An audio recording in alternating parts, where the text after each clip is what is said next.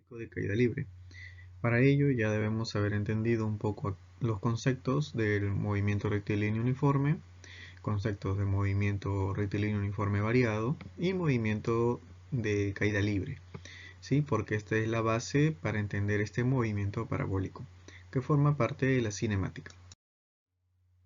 Entonces, el movimiento parabólico de caída libre es un movimiento el cual va a describir una parábola, puesto que el cuerpo es lanzado, ¿no?, teniendo una inclinación con respecto al eje vertical. Y aquí va a influir bastante lo que conocemos como gravedad, puesto que cuando el cuerpo empieza a subir es atraído por la gravedad, lo cual hace que su velocidad, mientras va subiendo, esta velocidad vaya disminuyendo. Y lógicamente la trayectoria que va a generar es una parábola. Entonces este tipo de movimiento vamos a verlo en el lanzamiento de proyectiles, caso de los balones, ¿no?, de básquet, de fútbol, cuando uno juega vóley. Entonces también se ve este tipo de movimiento parabólico, o el lanzamiento de cualquier otro tipo de móvil. Acá, como vemos en la gráfica, por ejemplo, de un cañón se lanza una bala y lógicamente su movimiento no va a ser rectilíneo constantemente, sino que llega un momento en el que va a reclinarse, ¿sí? Comienza a declinarse y cae lógicamente. Entonces, aquí tenemos dos tipos de movimiento. Tengan en cuenta que este movimiento parabólico es un movimiento compuesto y está compuesto en este caso por un movimiento horizontal, que va a estar dada por las leyes del MRU, y un movimiento vertical, que va a estar dado por las leyes de la caída libre. Entonces yo puedo descomponer el movimiento de este móvil en dos ejes, tanto para mi eje X en mi horizontal, como para mi eje Y en el caso de mi vertical. Así también, acá podemos ver en la gráfica en la parte inferior a una persona jugando básquet. Entonces, cuando la persona hace el lanzamiento, lo que genera es una trayectoria parabólica, ¿sí?, en la cual se ven componentes como la velocidad inicial, el ángulo que va a describir, así también como la longitud hacia el punto de destino, que viene a ser el alcance, y las velocidades finales que va a tener este móvil al momento de llegar a su posición final. Entonces, este movimiento parabólico se va a lograr cuando un proyectil es lanzado con un ángulo respecto a esta horizontal y también a su eje vertical. Dentro de las características que va a tener este movimiento es que no se va a considerar la resistencia del aire, al igual que en caída libre. No consideramos, acá tampoco lo vamos a considerar. Sus trayectorias son parabólicas. Durante el ascenso, el movimiento es desacelerado, y durante el descenso el movimiento es acelerado porque está siendo influido por la gravedad. Su aceleración es la gravedad, que tenemos el valor del 9,8, pero para caso de ejercicios vamos a trabajar con la gravedad de 10 metros por segundo al cuadrado.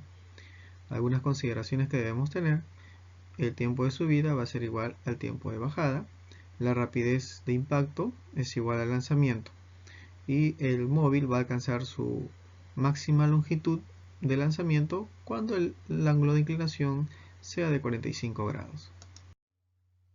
Como vemos en la gráfica, diferentes ángulos de inclinación para esta esfera, se va a lograr el mayor alcance con el ángulo de 45 grados. ¿Sí? Ese es el ángulo que se debe considerar para siempre lograr el mayor alcance. Porque si inclinamos demasiado, le ponemos mucho ángulo o le bajamos los ángulos, entonces el alcance tampoco no va a ser el mejor deseado. Entonces, si el ángulo de lanzamiento es pequeño, recordemos en la gráfica, el proyectil va a regresar muy rápido al piso, ¿sí? Va a demorar menor tiempo. Si el ángulo es muy grande, entonces el proyectil se elevará más y tardará más tiempo, lógicamente, en el aire, pero avanzará muy lento con respecto a su eje horizontal. Si el ángulo óptimo, por lo tanto, para este alcance máximo que habíamos visto es de 45 grados, pero se puede lograr, dice, el mismo alcance teniendo pues ángulos complementarios. Pero para ello también deberíamos tener en cuenta la velocidad con la que viaja el móvil y lógicamente la fuerza con la que se está lanzando, que son otros factores que pueden influir en este alcance horizontal. Aquí nuevamente podemos ver la gráfica de este ángulo con resistencia y sin resistencia del aire. ¿Sí? Sin resistencia del aire, lógicamente no va a haber nada en contra y por lo tanto el móvil tenderá a avanzar lo más lejos posible. En cambio, cuando existe resistencia del aire, lógicamente el móvil, que en este caso es la esfera, no va a desplazarse todo el recorrido que se requiere. Dentro de los elementos que tiene este movimiento parabólico tenemos las alturas, que está representado con la letra H, tenemos el alcance horizontal, que viene a ser la longitud, está representado con la L, tenemos la velocidad inicial con la que está partiendo el móvil, ¿sí? Tenemos el ángulo de inclinación y tenemos la gravedad. Entonces todos ellos interactúan para generar diversas fórmulas que vamos a ver después y también interactúan en este tipo de movimiento parabólico. Aquí, como podemos apreciar, el móvil al momento de trasladarse genera dos movimientos, uno para el eje X y otro para el eje Y. ¿Sí? Entonces lo que se pide es usar las ecuaciones o fórmulas de ambos ejes. En el caso del eje X podemos utilizar las fórmulas del MRU, ¿no? Porque aquí se va a considerar la velocidad constante, porque no va a tener un cambio. Vamos a poder hallar la distancia o alcance y el tiempo que demora lógicamente en caer. En el caso del eje Y, que es el eje vertical, vamos a considerar las fórmulas de la caída libre. Ambas fórmulas nos van a dar pues fórmulas que van a compartir datos y lógicamente a partir de ellos se van a generar otras fórmulas especiales. En la gráfica inferior vemos ahora el movimiento parabólico completo. En la parte superior era un movimiento parabólico o semiparabólico porque solamente tiene la mitad de la parábola. En la parte inferior sí está el movimiento completo y también cumple las mismas condiciones para el MRU y para el movimiento vertical de caída libre o MRV, ¿no? En el eje vertical, lógicamente. Acá podemos apreciar otra vez la gráfica y siempre teniendo en cuenta un dato, ¿no? Que es la velocidad. Recuerda que esta velocidad tú la puedes descomponer en sus dos ejes. Para ello ya hemos visto un poco acerca de vectores, hemos visto acerca de los ángulos que se forman, entonces podemos descomponer ciertos valores para que se puedan originar estas descomposiciones conforme vaya avanzando el móvil. Recuerda también que el móvil en su altura máxima ya no puede seguir subiendo, por lo tanto desaparece el eje Y teniendo un valor de 0 y solo permanece con el eje X, que vendría a ser la velocidad de X, ¿sí? Y esta velocidad de X, como es parte de un MRU, es una velocidad constante. Quiere decir que si el móvil en este eje X vale 30 metros por segundo, cuando vaya subiendo seguirá valiendo 30 metros por segundo hasta llegar a la parte más alta y seguirá valiendo 30 metros por segundo hasta que llegue a su destino. Cosa que no sucede con el eje Y, porque cuando teníamos el eje Y se iba por decir a 40, entonces cuando iba subiendo se volvía en 30, un segundo más se volvía en 20, un segundo más en 10 y cuando llegaba a su altura máxima era 0.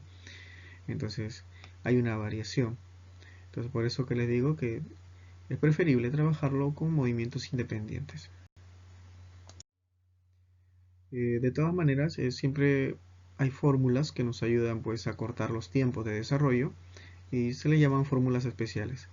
En este caso, para el movimiento parabólico tenemos fórmulas especiales con respecto al tiempo de vuelo, fórmulas con respecto a la posición de la partícula, de acuerdo a la altura máxima, de acuerdo al ángulo con la cual se está lanzando, en función también al alcance horizontal, o relaciones de dos fórmulas diferentes.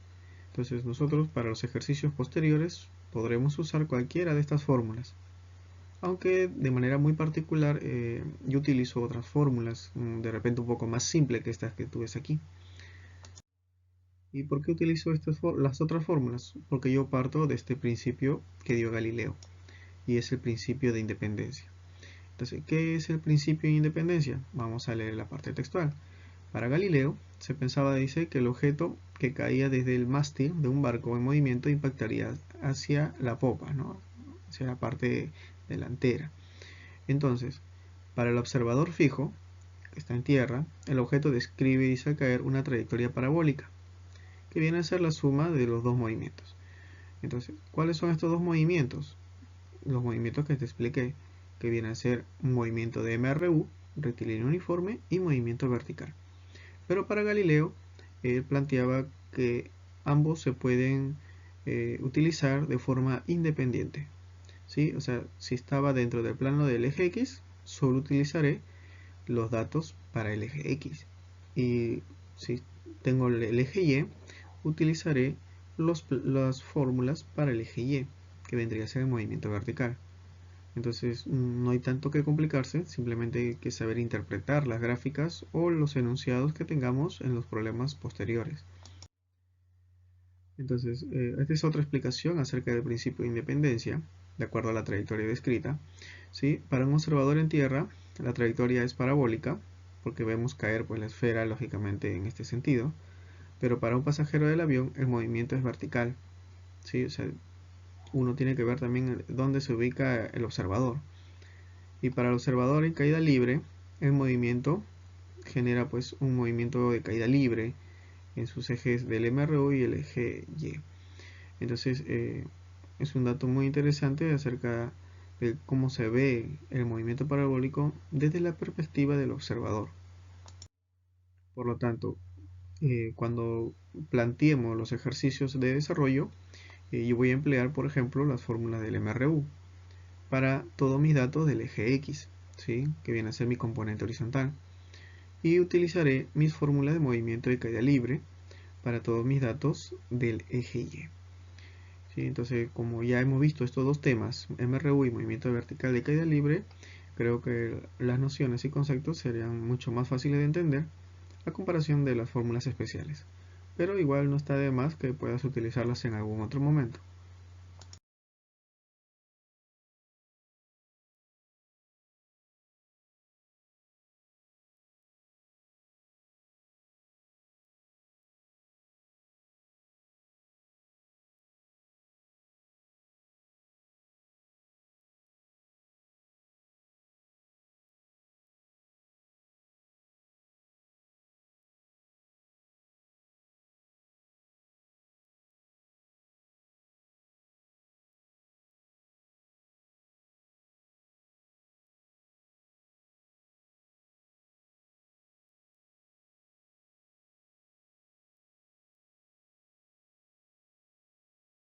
Listo, jóvenes, entonces hasta aquí nuestra explicación teórica. Nos estamos viendo en una próxima sesión de clases y cuídate mucho. Espero que te encuentres bien en salud. Bye.